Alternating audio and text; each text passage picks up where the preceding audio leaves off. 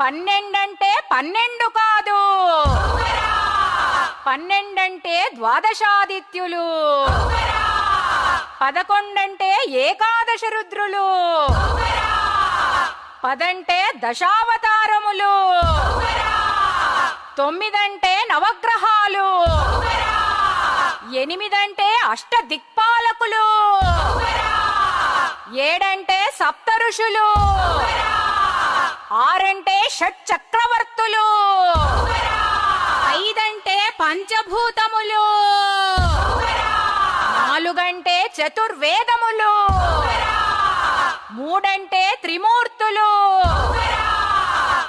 2 సూర్యచంద్రులు, 1